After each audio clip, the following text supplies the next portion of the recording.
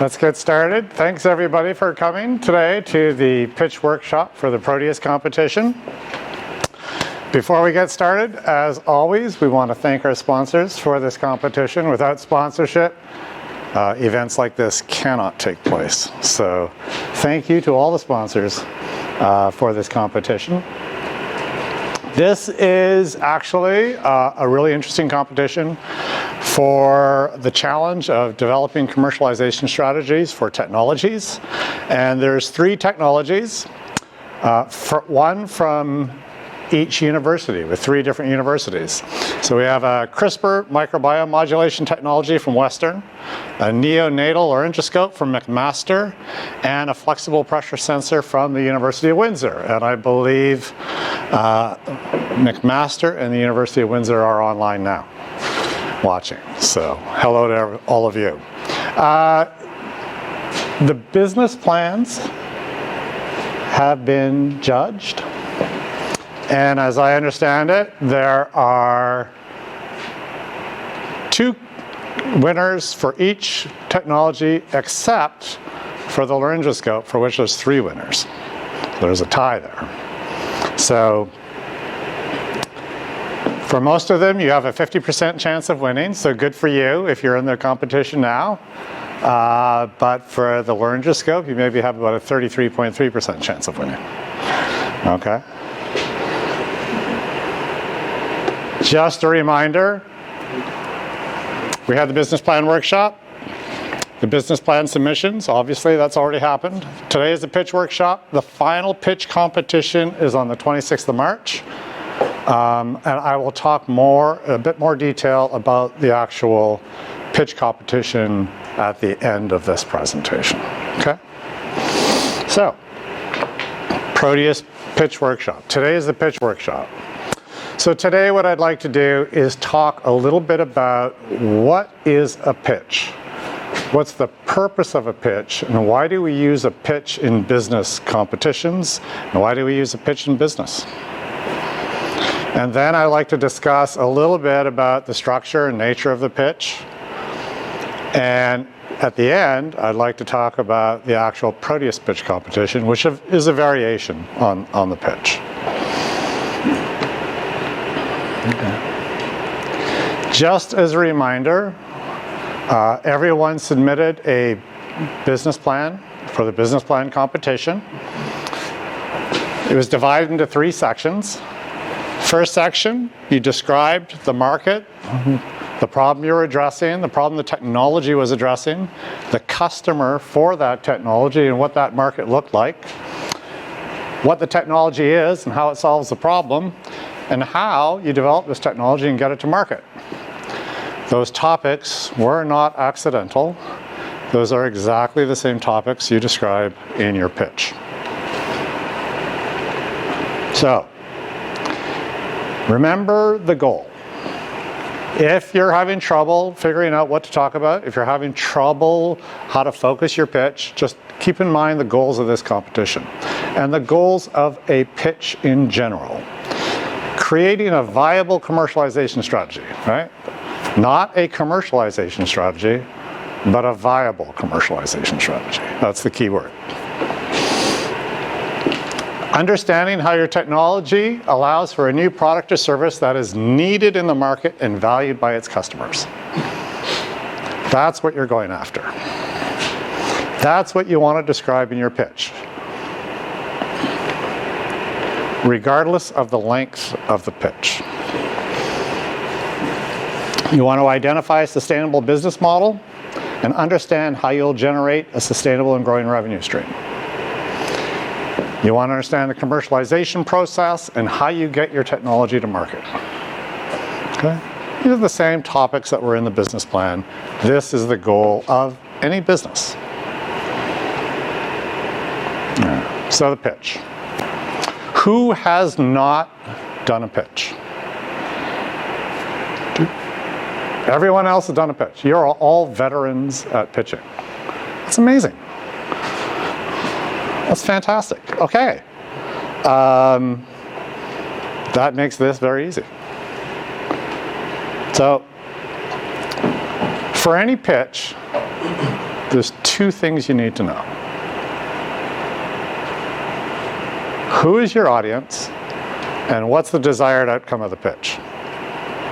If that's all you get out of this today, that's it. You can go home and start practicing your pitch. Who's the audience, and what is the response that you want from the audience? This is an example of a pitch. Who is the audience? People who are maybe buying a car? Yep. Anyone else? TV viewers. Yeah. So in all these cases, these are customers. Right? So they are pitching to a customer. And what's the desired outcome of the pitch? Anyone? Sorry? Purchase product. To purchase product. Purchase product, absolutely. They want a sale. They want a transaction. You're doing a sales pitch. You want someone to pull out their wallet and buy your product. Right? That is a pitch. That is not the pitch we're going to talk about today. But that is a pitch. That is the heart of every business. You need to sell stuff. All right. So who's the audience? Customer. What's the outcome of the pitch? A sale, a transaction. This is a little bit more what you're doing in your competition. What's this? This is also a pitch. Who's the audience? Investors. What's the outcome that you want? What are you going for? Investment.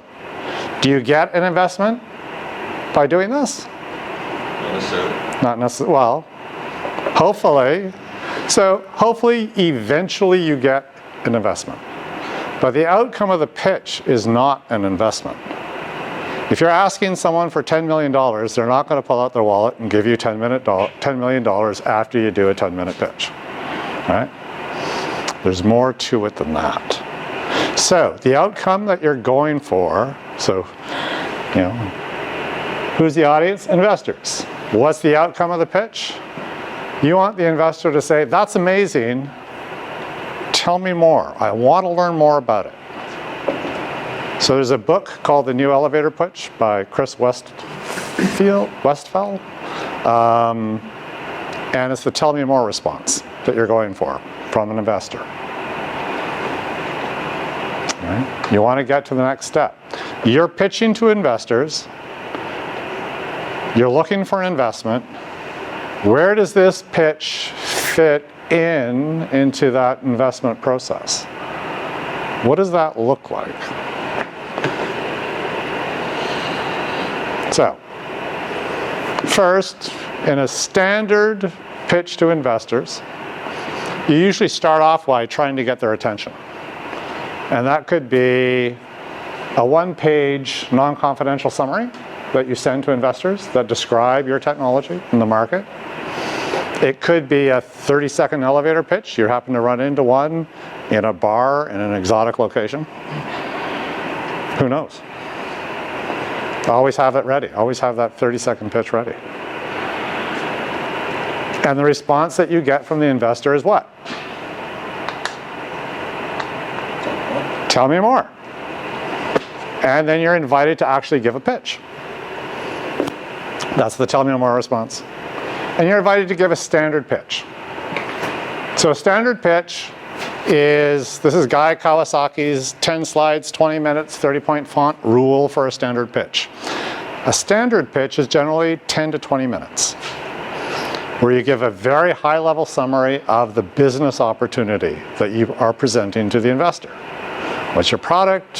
Who's the customer? What's the market? What's the opportunity? And the response that you're going for is, say it. What is it? Tell me more. No, tell me more. Then you're going to get invited to do a deep dive into your technology and what it is amongst the investors. It might be a slightly larger group of investors. They might bring in extra people, technical experts in your area, because they're really excited about what you're doing. They're really interested in your pitch. This is typically a 2-hour meeting. You're probably going to have about 50 slides in your deck. You're going to go into deep depth of what it is you're offering. Everything about what the offer is and what you are looking for investment. And then, now the investors are really excited. Now what's the response? How many zeros do you want? Nope. Tell me more. Tell me more. If you get past that, now you get tell me more, and now you get something called due diligence.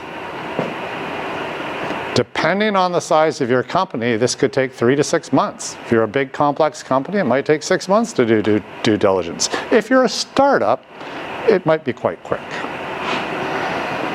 But this is where investors will do formal due diligence. They will have IP lawyers look at your IP to assess its quality. They will have lawyers look at your legal structure and all your agreements to make sure they're all in place. They'll have experts look at your technology. They'll examine you as a team, the quality and experience of the team, where are the gaps, what needs to be filled, your development plans, and what the market is and what they're looking for in terms of potential valuations and exits. That is a deep due diligence. That takes outside expertise, that takes a lot of time, and it takes a lot of money. So investors can't do that on every opportunity they see. So they need a way to screen their opportunities.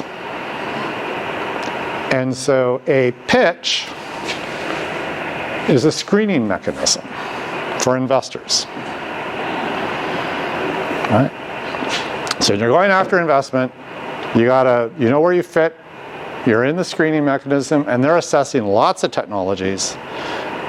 They scorecard your technology on these various attributes and say, of all the investment pitches we've heard, which are the best ones that we want to invest in?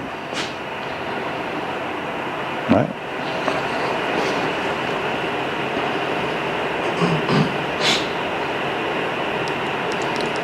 So the important point is, you know your audience and you're going after the tell me more response, knowing that you're going to get to the next step.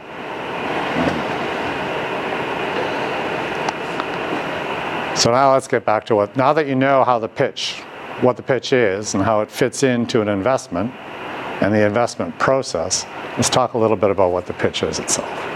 So a standard pitch deck, which is what we talked about, is arranged like this, in general. I'll show you a bit more detail in the next slide. There's lots of variation in it, but it has to cover these topics because that's what investors are looking for. Investors want to understand the problem in the market that you're addressing, what the size and scope of the market is, what your solution is and how well it works against the existing solutions, what's your plan of development, and what are you asking for? If you're doing an investor pitch, you're generally asking for an investment. So Guy Kawasaki's 10-20-30 rule. Who has not heard of Guy Kawasaki? Anyone not heard of him? You've all heard of him? You've all read his book or seen his videos on pitching? Yeah, okay. So, good advice. But as I said, pitches now are often just 10 minutes, so everything needs to be compressed a bit. You're going after the tell me more response. So I just want to go over at a high level what a traditional investor deck looks like. Okay.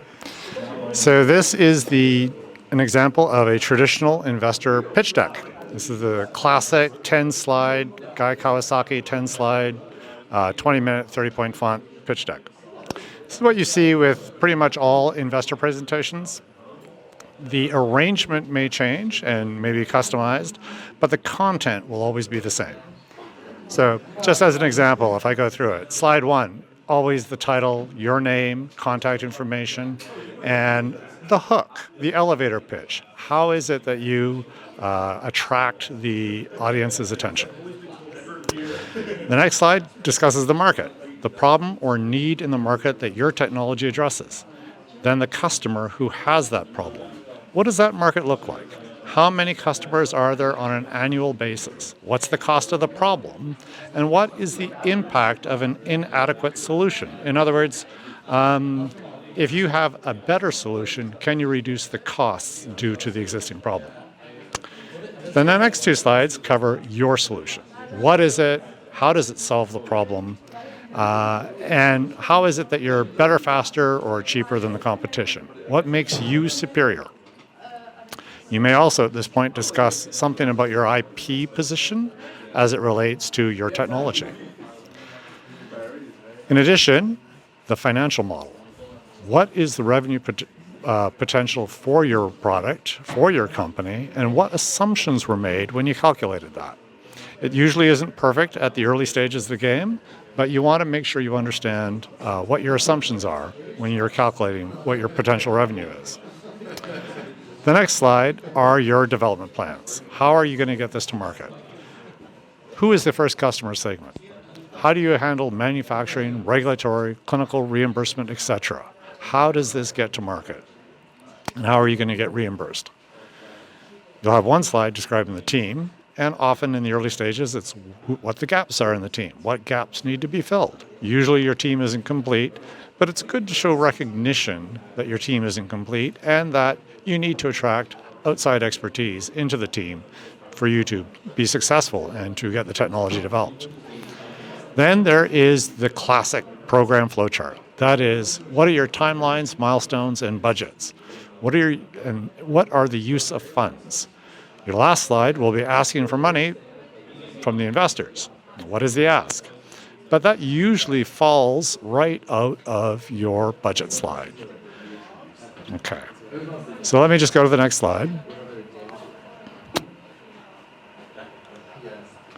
And this is an example of the flowchart. This is an example of a biotech flowchart where a drug is being developed. And in the top left are the manufacturing requirements of the drug, the early preclinical studies that need to occur. And then the middle portion are some manufacturing stability studies. And while that is going on, the early phase 1 clinical studies that are required. And then that feeds into the final part, year 3, which is your main phase 2 clinical trial, the trial that shows potential efficacy and safety of your product for the indicated use. Assuming all that's successful, you will have an idea of what your exit strategy will be. You'll be licensing this or partnering or being acquired by a pharma partner in some way. And you will have done your homework to understand what the comparators are in the marketplace, so you know what the value of those typically are. When you present a slide like this, it shows a number of things. One, it shows that you've done your homework. It shows that you're credible. You've gone into the pitch understanding what it takes to get your product to market and how it's going to get there. And then what the potential, assuming it's successful, what the potential exits are. And you've done your homework on the comparables and the valuations of those exits. The other thing it shows is it tells the investor what your budget is. So you're going to go in with this and you're going to ask for $16 million for 3 years. And if your investor thinks you're spectacular, they will agree to that. But they're not going to give you $16. They may give you $2.5 million for your first year just to see how you go. See whether you can actually reach your milestones, whether you can do what you said you were going to do. How credible were you? How well did you do your homework? And can you actually execute on what your program is? So this is one of the critical slides that is often missed in early stage pitches by early stage companies, often because they haven't had the time to get into the detail of what their product development pathway looks like. But as the further along you go, the more important this becomes. And when you actually get to pitch to serious investors, this slide is a must. You're pitching to investors. You start off with your teaser document, your non-confidential summary, your elevator pitch that you meet when you meet a potential investor. They say, tell me more, because they're super excited. And you get to do your pitch. They say, tell me more. You get to do your detailed, in-depth description of your technology. And they say, tell me more, and you get to do the due diligence. So you'll see that this gets increasingly complex, right? You start off with something that's minimal and you get to everything in your company. But when you think about pitching, it's exactly the opposite. You're starting off with everything in the company, everything that you know about your project, and then you have to sort of weed out what you don't talk about, and you talk about the increasingly important details. When you get down to 30 seconds, you have to hit the most important details about what it is you're doing in your company. What is the opportunity to the investor? So that's the challenge when you put a pitch together, is going from a standard pitch to how do you get down to 30 seconds? How do you get down to one sentence? Can you describe everything you're doing in one sentence? That's your challenge. If you can do that, then everything else you can just build up on until you have a 5-minute pitch or a 10-minute pitch or a 2-hour pitch. So how do you focus on what's really important in your company, in your product, in your opportunity, so you can describe it in one sentence? Okay, so I'm going to get to that. So, what do investors want? So we've talked about this. They want to understand how your business provides a product or service needed in the market and valued by its customers. They want to understand what your business model is. They want to understand how you'll generate a sustainable and growing revenue, and they want to understand how you're going to get to market, what the commercialization process is. Let's talk a little bit about pitching. So that's the structure of the pitch. That's what investors want to see. That's when you listen to a lot of pitches, they all kind of sound the same structure. They all look the same. The topics are different, the opportunities are different, but the structure is the same.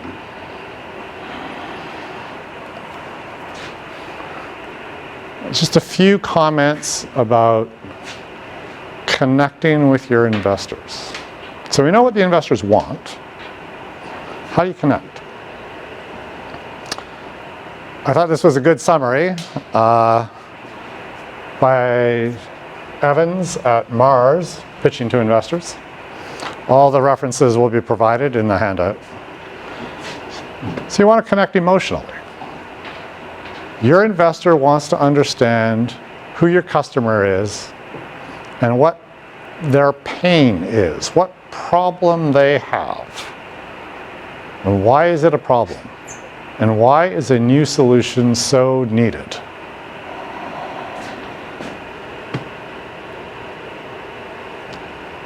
You want to connect to your investor rationally.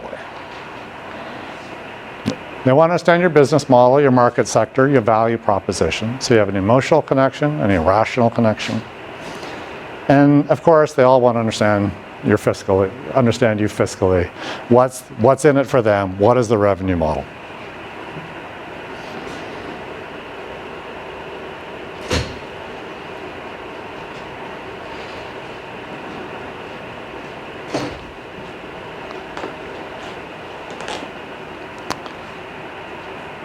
When you're pitching, there are a number of things you want to communicate, and this always isn't communicated explicitly.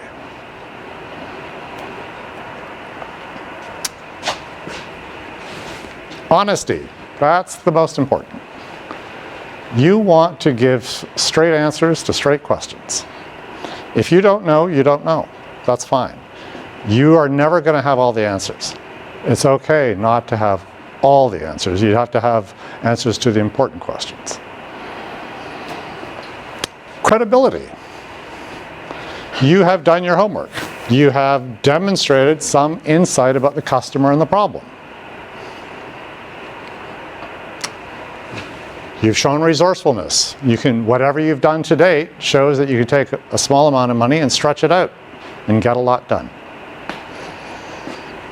You've made wise decisions. You're really interested in the solution. You're passionate about your topic. Humility is also extremely important. Investors are looking for coachability. If you come across as you know all the answers and you don't need any coaching, well, investors aren't going to believe you, and they probably won't invest in you. Right? So they are looking for someone who takes criticism and can change what they're doing. Take in that criticism, make sure you understand it, and if you need to change what you're doing, you can do it. And leadership. You have the ability to attract and lead a winning team, because if you're going to an investor to ask for money, that's what they want you to do.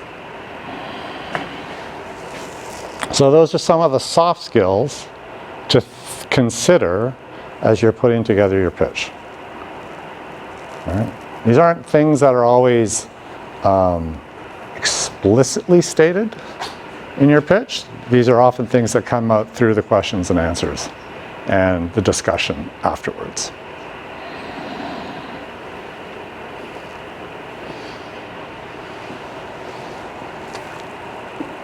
So we talked about a pitch. We talked about what the investors want. We talked about a format of a standard pitch, your standard 10, 20-minute pitch. Now there's the elevator pitch. The objective is the same. The objective is still tell me more. But the constraints are different, right? You only have 30 seconds, maybe 90 seconds if it's a long elevator. Goal is the same, tell me more. The approach is actually the same, but you have to leave out some details. You have to sort of get to the point, the most important point of what the investors are looking for. The process is the same. You're going to connect through an engaging story. You're going to consider this the start of a long relationship, right? If you get an investment, you're going to be married to your investors for a long time. They don't go away. You should have something to leave behind. If you ever expect to be doing an elevator pitch, have a business card, have a pamphlet, have something for some way for people to connect with you. If they liked what you said and they say, tell me more, you want to say, sure, contact me. I'll contact you.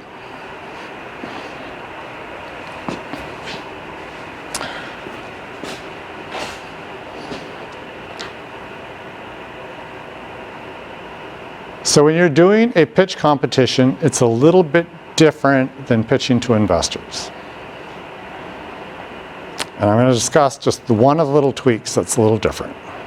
In a general pitch, in a general audience, you want to connect with the audience and have a great hook, right? So here's an example of a great hook.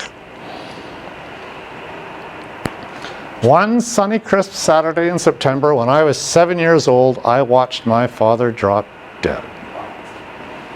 Opening line from a book. But when you hear that, you say, tell me more. I want to know why that happened. I want to know what happened next. Right?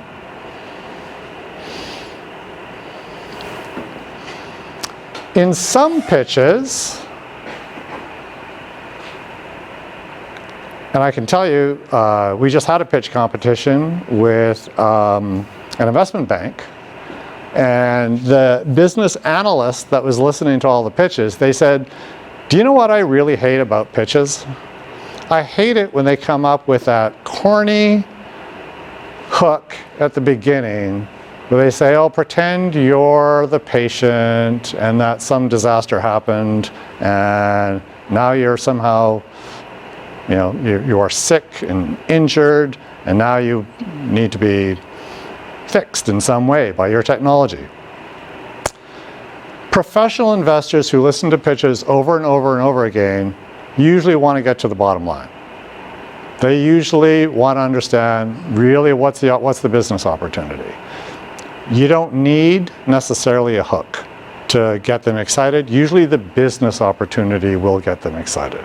So for example, if you're pitching University of Waterloo, the Velocity 3-minute pitch, you have 3 minutes. The format is, what's the problem? What's your solution? What's the competition? Where do you fit in? What does the market look like in terms of size and value? How much traction do you have today? Who are you? And what's the future blue sky possibility? That's it. You got 3 minutes. Go. In general, though, for a pitch competition and for general pitching, you do need to connect with the audience. You do need to have that general way to have a compelling story to tell that allows you to connect with the general audience. Okay? So that's the difference between pitching to professional investors where you're asking for money and a general pitch competition. There may be professional investors there, but there may be many others. You still need that compelling way to connect with the audience.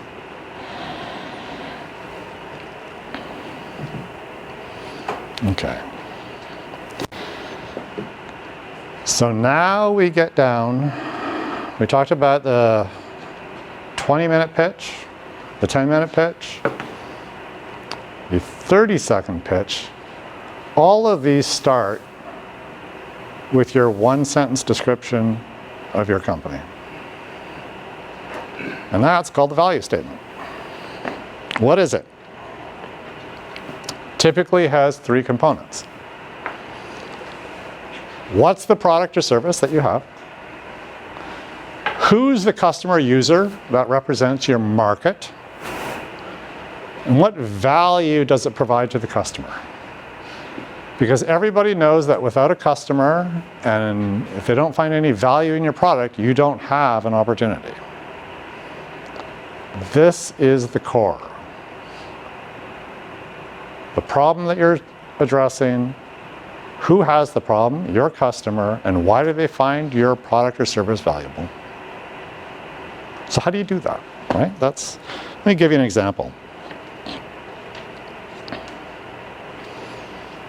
I'm going to use an old example. Cardiac stent. Cardiac stent was developed to open up arteries in the heart, the coronary arteries that are suffering from a atherosclerosis, from a blockage. It's a metal stent. It's put in on a catheter. The catheter is inflated, the balloon is inflated, the stent opens up and it stays open. Catheter's pulled out, and now you have flow of blood into the heart. Okay? But if you're describing this in general, when this was first developed, what made this special was a nitinol alloy, a nickel titanium alloy.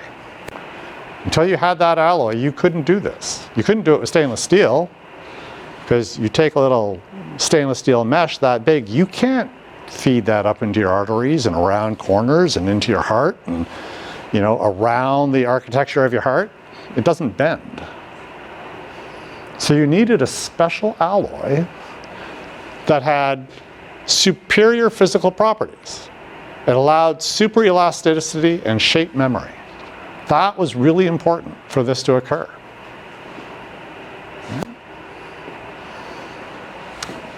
When formed into coronary stent, it allowed flexibility. It allowed you to feed the stent up through the arteries into the heart, through these vessels, these arteries, and into the location where there's a blockage. It allowed you to inflate the stent, keep it open. And then when you pull out the balloon, it stays open because it has shape memory. So how do you describe that? What's the value statement for this? Okay, remember, product, service, customer, user, value to the customer. The nitinol stent product allows the interventional cardiologist to provide their cardiac patients a life-saving treatment alternative to open heart bypass surgery as a minimally invasive outpatient procedure.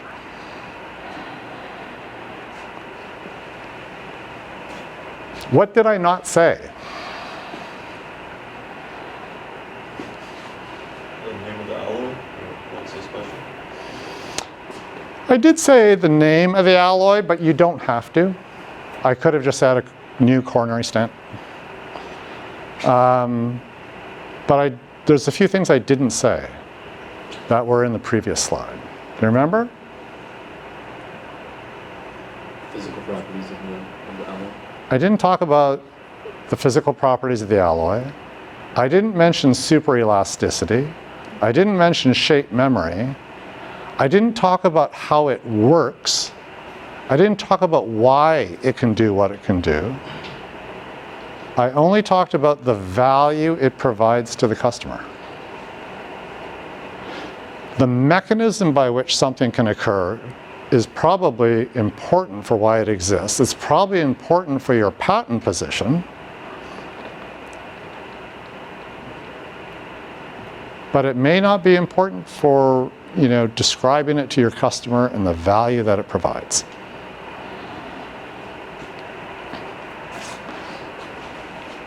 In this case, the value is it's life-saving, it's minimally invasive, it's an outpatient procedure. The alternative is open heart bypass, right? So those patients are maximally invasive.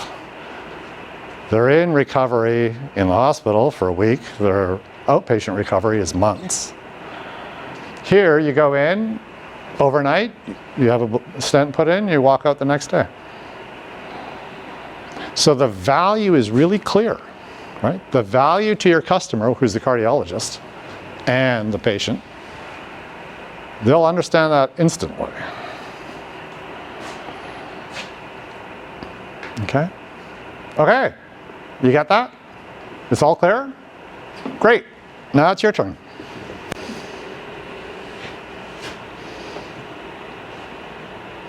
I'm just going to do the video. I hope you can hear this. I've turned it up.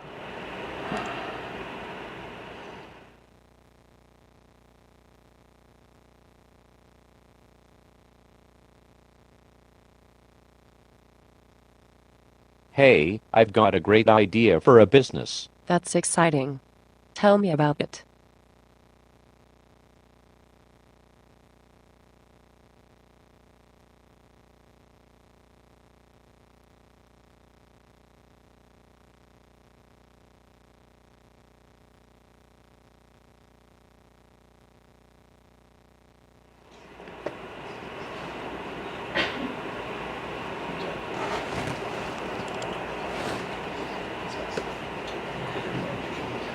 Sorry, I'm not sure why it's not popping up.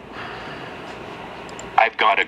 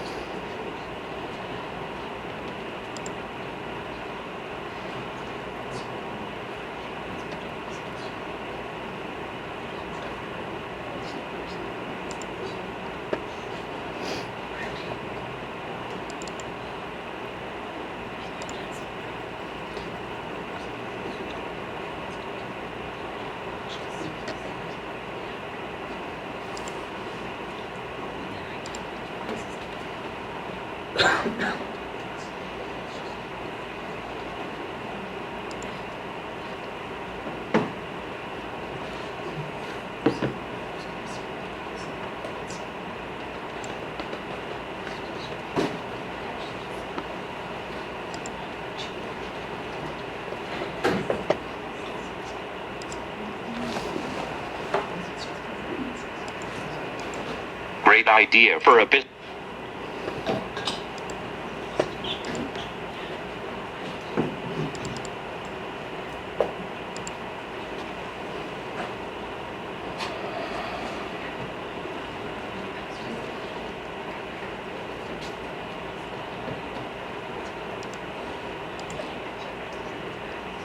Usually this works.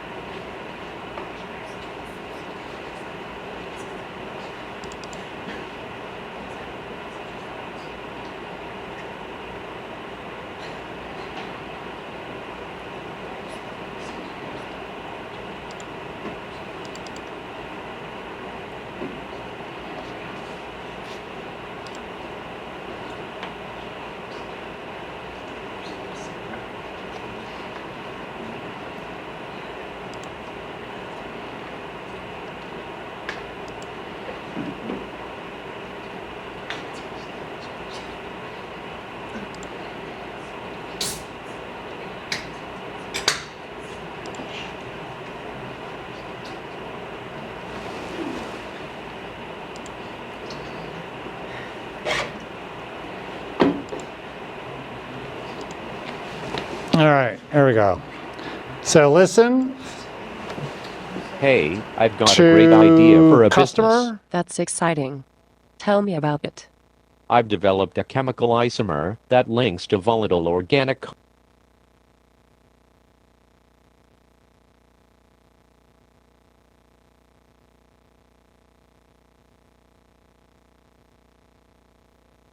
A typical scientist coming into a business office to describe their opportunity.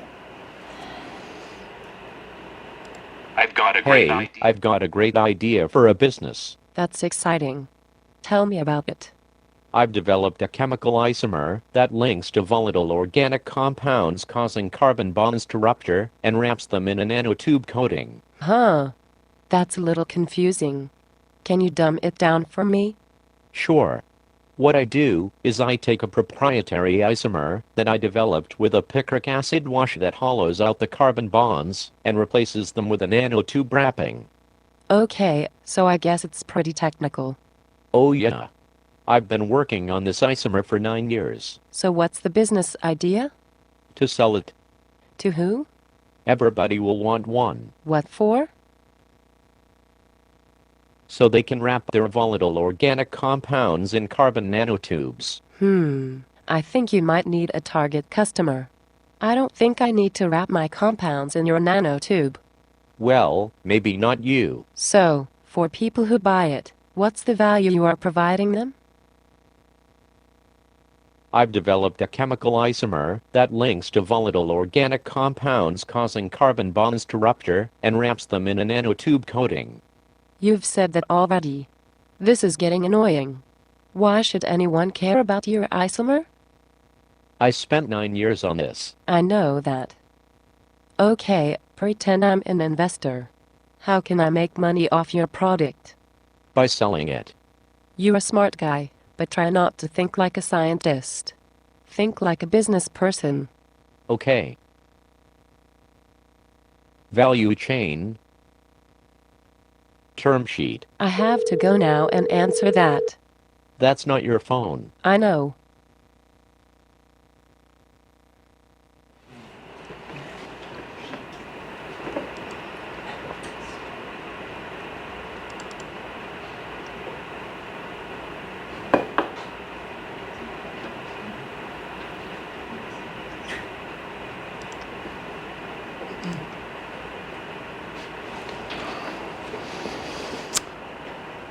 So you got that, right? Problem, solution, customer, value proposition. What's the solution? Start with that, because he clearly described the solution. What was it? What did he talk about? What was the product that he had? You can wrap your volatile organic compounds in Right, so that's an important part. That's what it does. So the solution was carbon nanotubes, right?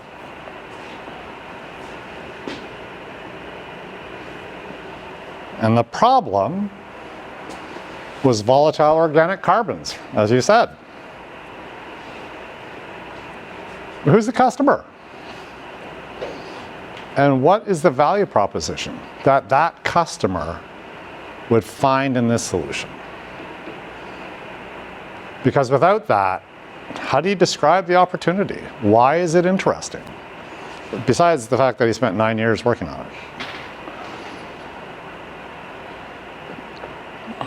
Okay? So,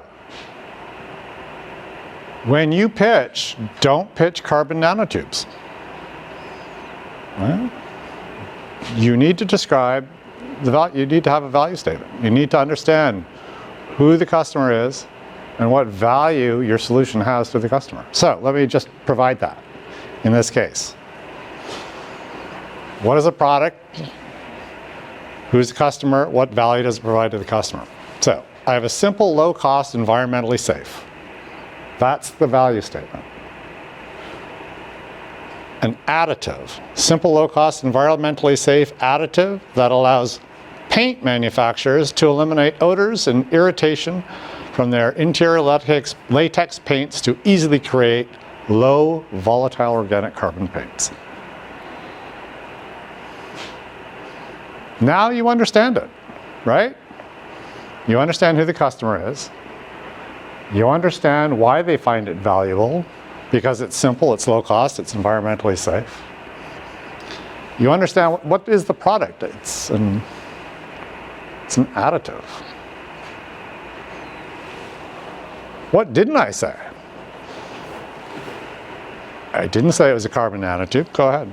You didn't mention any of the technical jargon. I didn't mention any technical jargon. I didn't mention how it does what it does, which is probably really important for its creation and its development and its patentability. But it's not something your investor or your general audience is going to understand. Right? The mechanism of action, how it's made, all important for the technology, but not important for the business opportunity, or at least in its description. So if you can get for your project down to a one-sentence value statement, that allows you then to build upon that, because that's really the core of what you're going after, right? You're going after what is the product or service, who's the customer, and what value does it provide to the customer. And that's a challenge. When we present it, it sort of looks easy, but there are companies that spend many years honing that message and honing that down.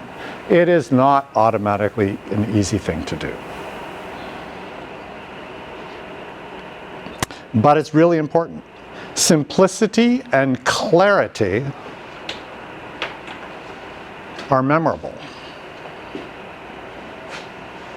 Complexity and jargon are not memorable.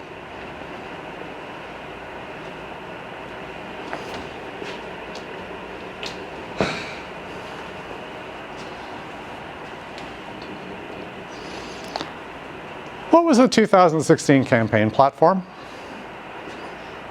for this person? I couldn't remember. Any idea? I remember her slogan. She had a slogan? Yeah, it was America is great because America is good. Okay, that was a copy, almost. What was his slogan? Make America great again. Yeah, you remember that, don't you?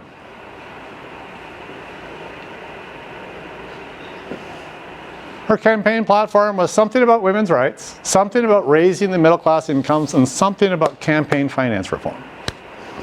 And I'm sure there were other things too. This is simple and clear. This is carbon nanotubes. This made the sale. This did not make the sale. This was a sales pitch. This is not a pitch to investors. But it demonstrates the importance of the simplicity and clarity of your message. Right? I just put that in for fun. But the message is still real. Okay, your live pitch finale. March 26th, you have 5 minutes.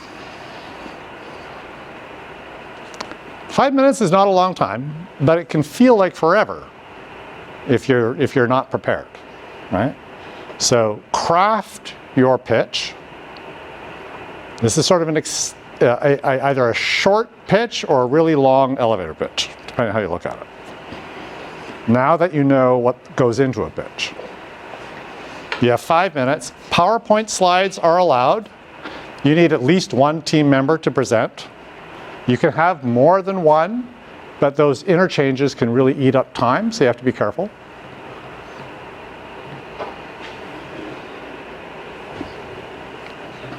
The general format is you want a hook. You want that engaging story that grabs people's attention. Right? This is a pitch competition. This is about your performance.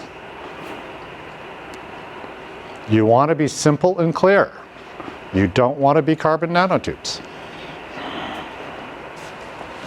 Who's the target customer? Why do they need your product? What's the problem or need? What is your product? What value does it provide to the customer, right? Those are, if you can get down to your value statement, you've got it. Then you just expand on it. What are its competitive advantages compared to what's currently used to solve the problem in the marketplace? How will you make money? Practice, practice, practice, and have fun. This should be fun. You should be up there putting on a song and dance. It's a show. Deliver the message. You have 5 minutes, not a long time. But you can see that the format and what's required is the same as what was in your business plan, as in general is the same as what is in an investor pitch, but compressed.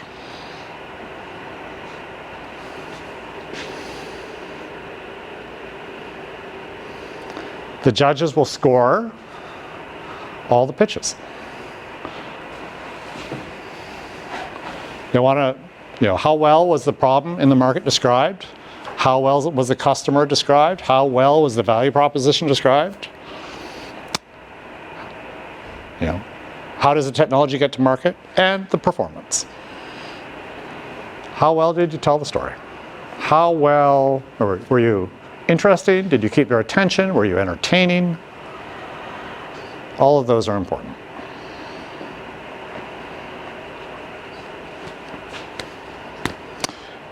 The most important advice, practice, practice, practice. Get in front of your friends and do your 5-minute pitch. Get feedback, refine it. Right? You want to make maximum use of your 5 minutes. And you want to practice it so your timing is right. So, you don't, because you're nervous, you don't automatically speed up and do it in 2.5 minutes.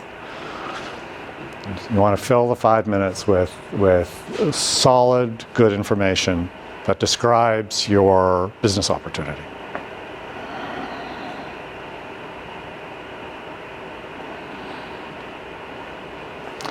In the handout, there will be links to a whole bunch of resources for pitching. You can look at those. If those help you, that's great. And so this will be available, I think, through Jordan. He'll either email it out or he'll email it out. Okay. So that's it. Any questions? Yeah. Are we able to change details from our business plan portion, including like the name of the company or other various details? Can they change? Yes. Okay. You just can't change technology. Okay. You mentioned that we only need one presenter presenting, but if we're part of a larger group, will we lose marks if there's only one person presenting? No. You have to have a minimum of one. Sorry. You can have more than one presenter. Just practice it though. Be careful of the exchanges between the presenters. If you're going to have more than one person up there, make sure you practice the handoff of speaking, so there's not too many delays, and you're passing the baton from one to the next, basically, and you want that to go smoothly. Will an individual presenter be looked upon less favorably? No. No, it's the pitch as a whole. If you do a good job with 2 or 3 presenters, that's fine.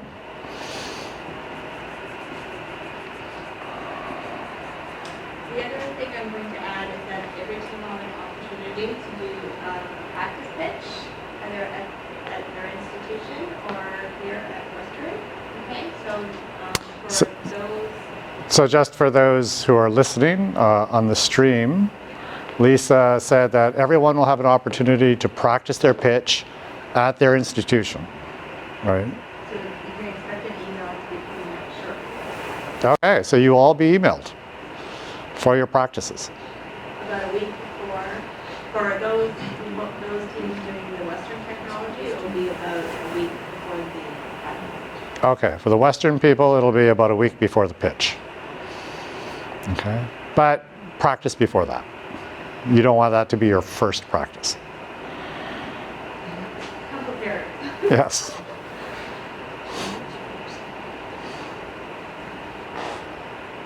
So I hope that you're all ready to go in front of investors. Yeah, go ahead. Sorry, just a follow-up to Yeah. one of my previous questions. Assuming that we use the same technology and not change it, how drastic of a change can we make from our second stage business plan? You can make as much change as you want. I would just caution you, you made it to the final for a reason.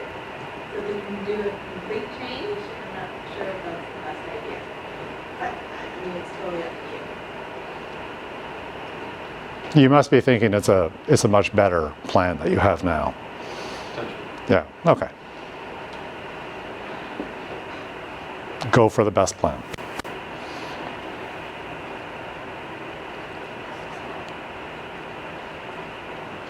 You guys are good? Yeah? Well, you've all pitched before, right? So.